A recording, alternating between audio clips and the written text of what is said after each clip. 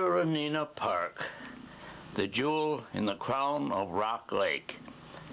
This pristine, relatively untouched piece of land embraces the northeast corner of Rock Lake. Of course, it was not always a park.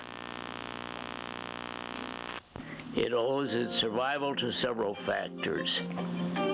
Allenson Farmer purchased it as a part of the northeast quarter of Section 11 in 1842. The part between the territorial road and the lake, with its deep hollows and steep slopes, was not suitable for farming.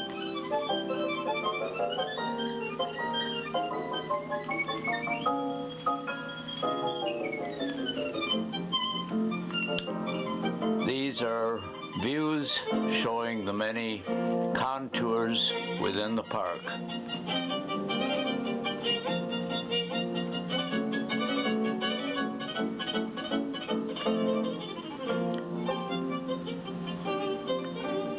It was not suitable for farming and was left untouched except as an access to the lake.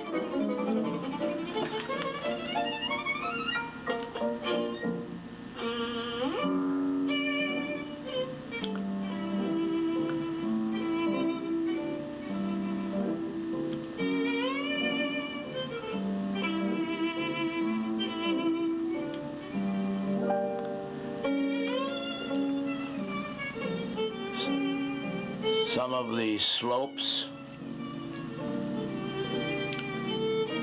as well as the rather pothole depths left by melting glacier ice.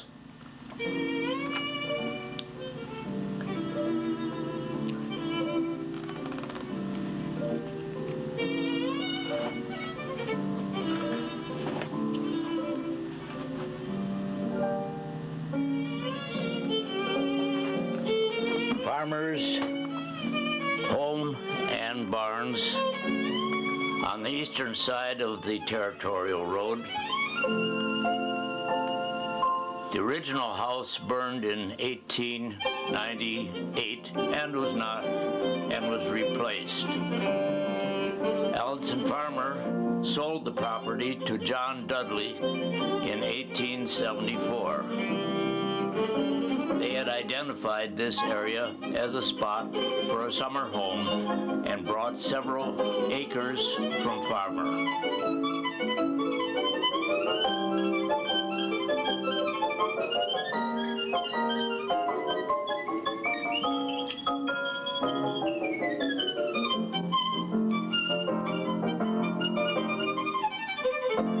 At the top of this slope is where they built a large frame building. They rather immediately created this as a summer home. Of course, the farmer still was allowed to bring his cattle down through the area to the lake. They built this large frame building, which they called Klosterheim.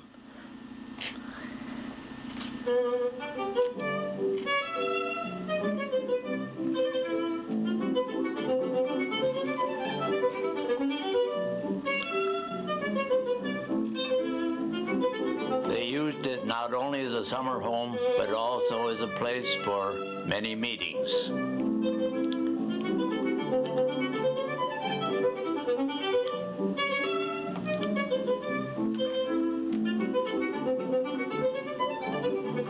It was a large frame building, but rather simple inside.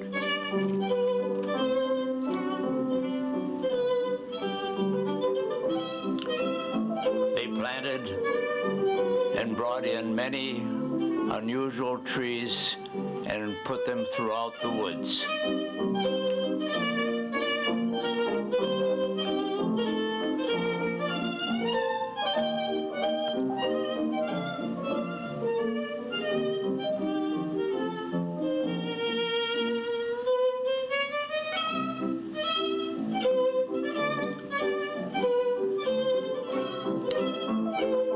of the wildflowers which are abundant throughout the woods.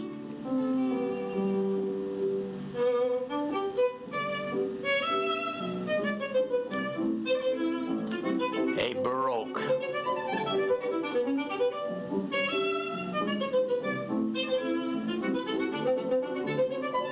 And a white oak right next to it.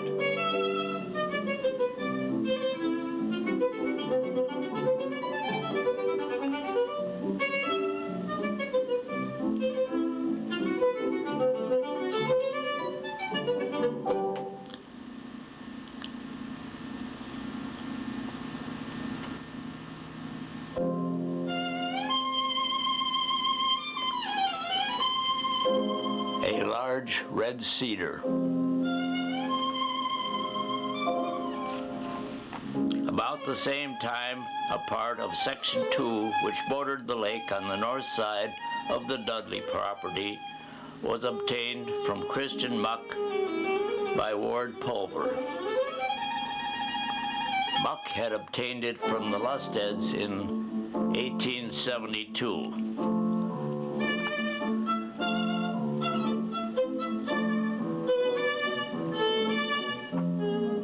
And Muck sold it to Ward Pulver in 1877. Pulver apparently wished to use it as a picnic grounds because of its proximity to the territorial road.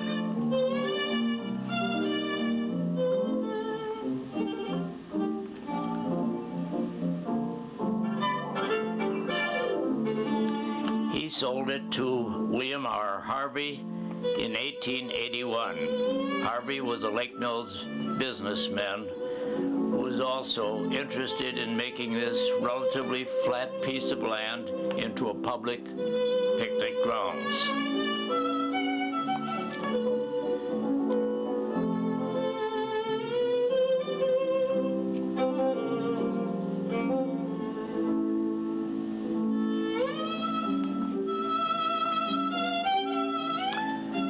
But when his business interest moved him to Chicago, he sold the property to the Dudleys in 1883.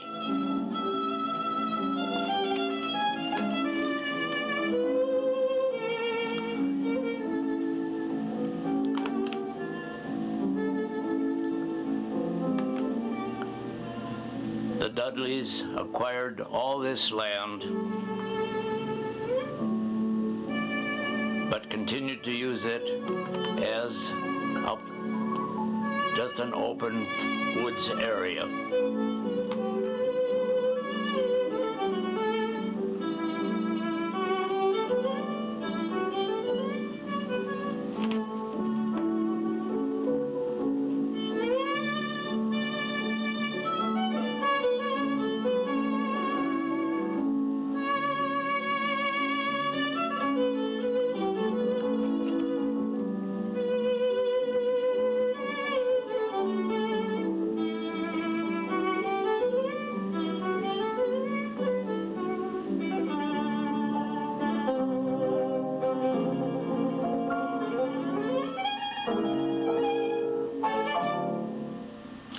Marion Churchill Dudley had graduated from the University of Wisconsin, and she often invited professors from the university, including President Bascom, to literary meetings at Klosterheim.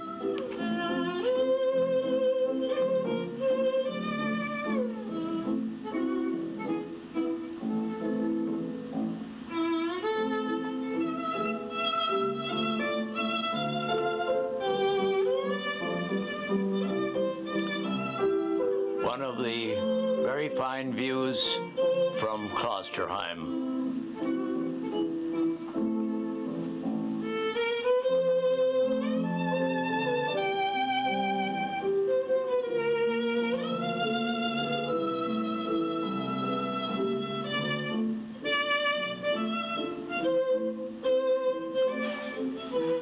The Dudleys disposed of their holdings to Reverend Eugene Updike in 1888. Reverend Updike Updike had married a local woman, Clara Fable, and this became their summer home. This is Reverend Updike.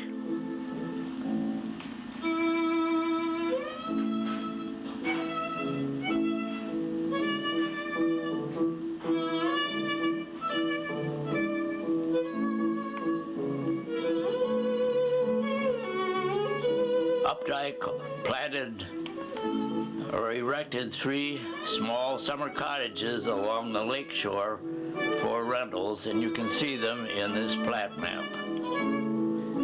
He also planted a number of unusual trees on the property.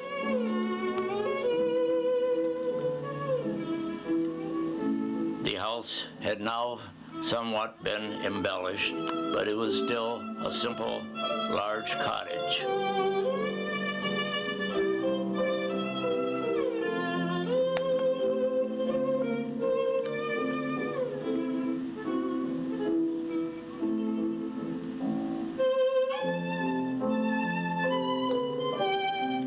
It now became known as Tyranena Park and was available to Lake Mills organizations for picnics. It also was the site for the annual Fable family summer picnics for many years.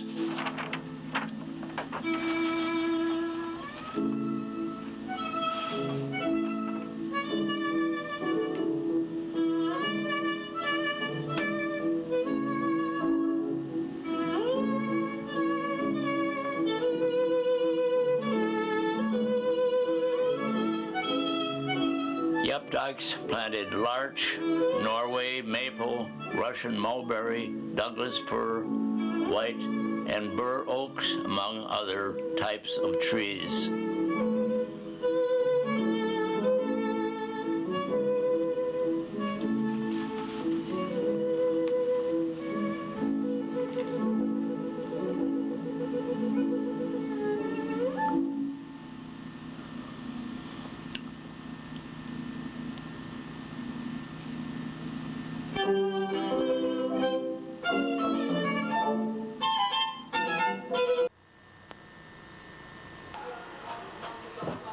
George Lusted wrote Beautiful Tyranena, a musical piece in 1913.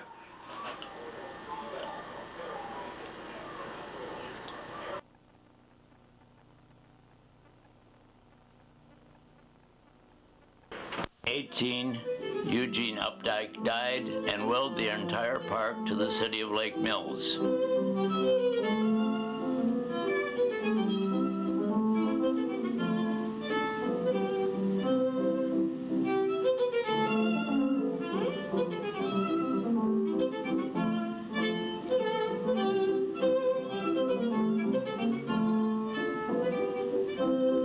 This now became the Tyranena Park House. They hired Dr. Bleecker, Art Bleecker and his wife for that purpose in 1922,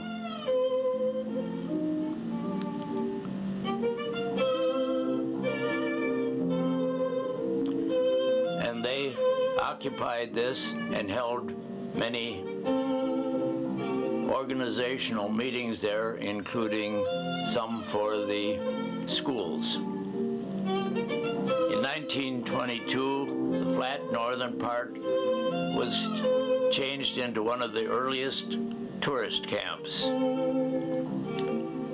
and became one of the popular camping areas on the north end of the lake for visitors.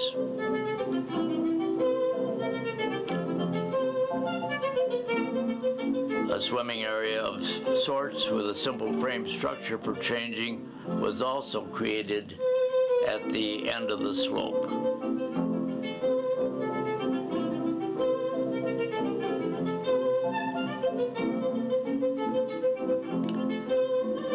In 1924, Joseph Weisels, a local shoemaker, took over as caretakers and continued in that capacity until 1937, when beverages took over these responsibilities.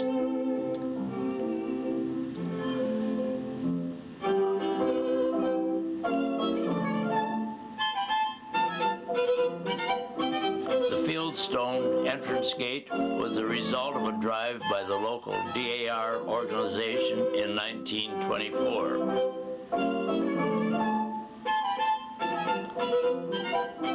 Tyranena Park continued to be used extensively by the community for special events and picnics using established fire pits locations. A plaque was erected in 1932 to recognize Reverend Updike's gift.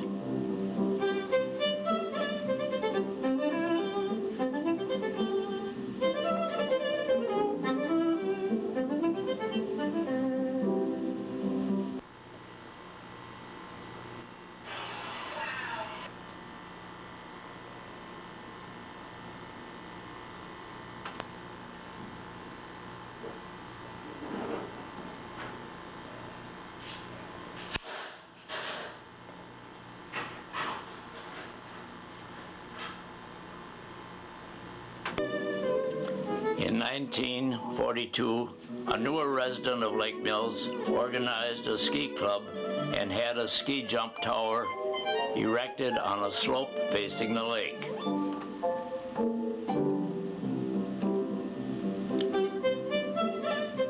While the campfire pits were abolished about 1938, they were replaced with brick mortared ones placed in the various picnic areas.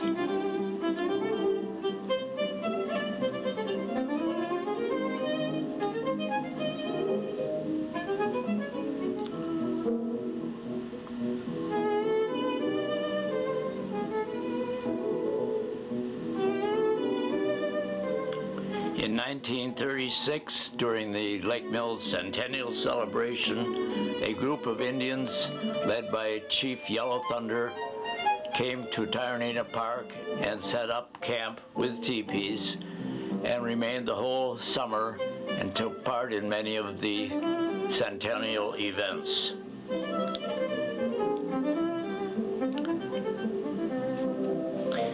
The campfire pits were abolished and the mortared ones were replaced with barbecue grills in 1961.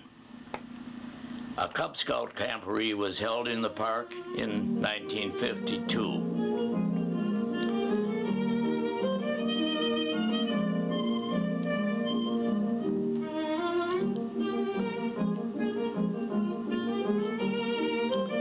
The Girl Scout organization began holding yearly Brownie Scout day camps about the same time, erecting a screened shelter on a platform in 1953.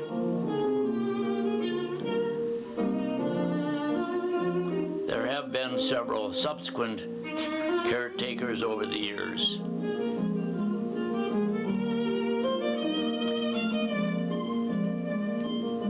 Including the Todds and the Steigerwalds.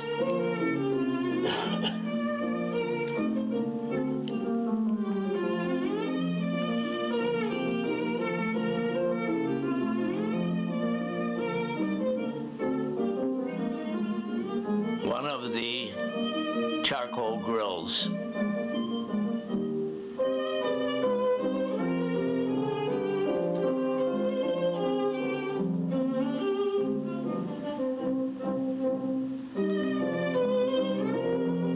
By the 1970s, the city was unable to secure new caretakers and was experiencing vandalism in the vacant building. A referendum was held, and in 1981, the building was demolished.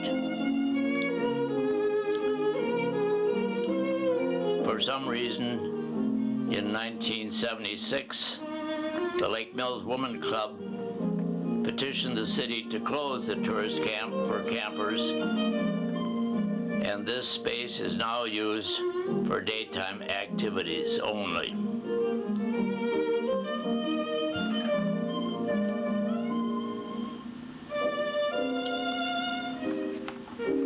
The open slope as it appears today, the townhouse now missing.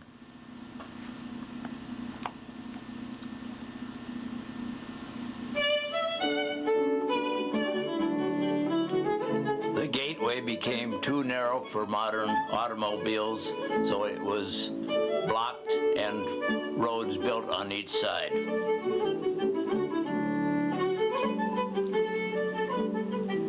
Again, the former site of the Tyranena Park House, with a flat automobile parking area to its right.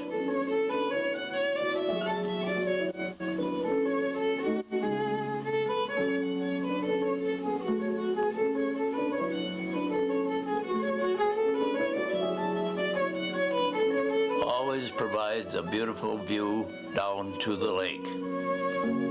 Again, one of the charcoal grills and a picnic table near it.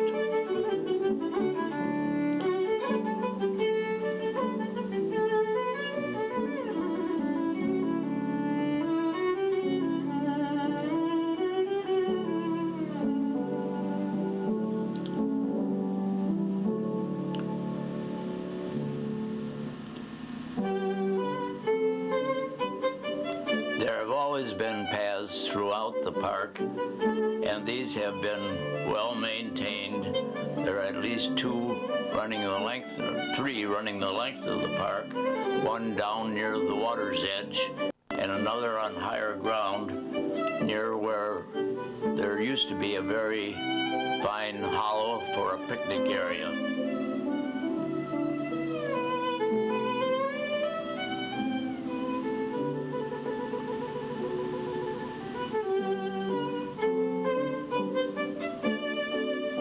Wooden steps have been placed on the slopes to help people get from one pathway to another.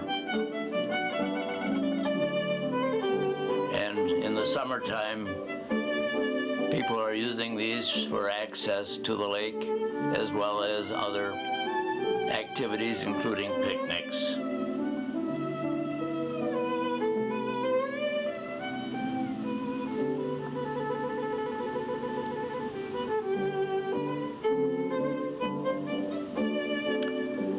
Some of the trails have wooden fences as a precaution that people will not be injured.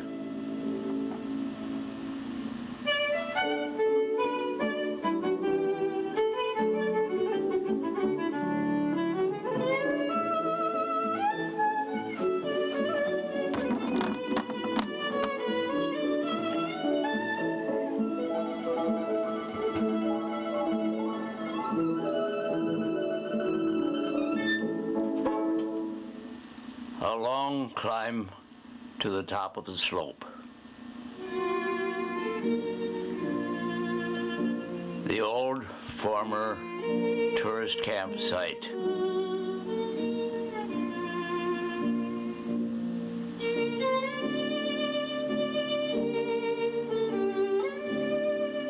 Now, pretty much only for daytime activities. Platforms for observing and fishing.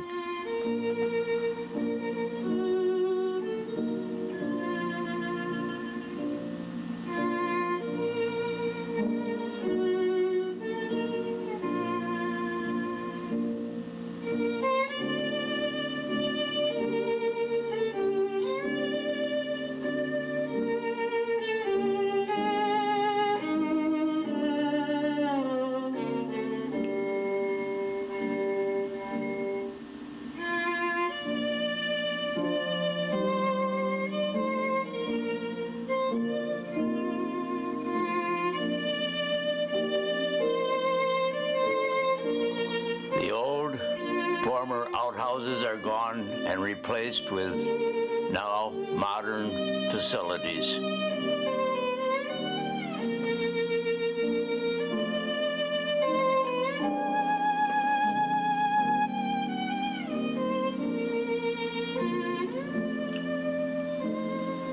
of the charcoal grills.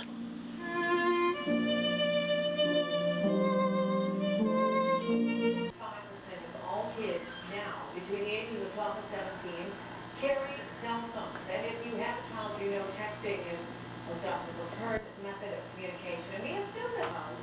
And what that allows you to do is pay with Google Wallet and do all sorts of other things. Now AT&T, let me play with this a little bit. And in the upper area, there is now playground equipment, which is used by many young children.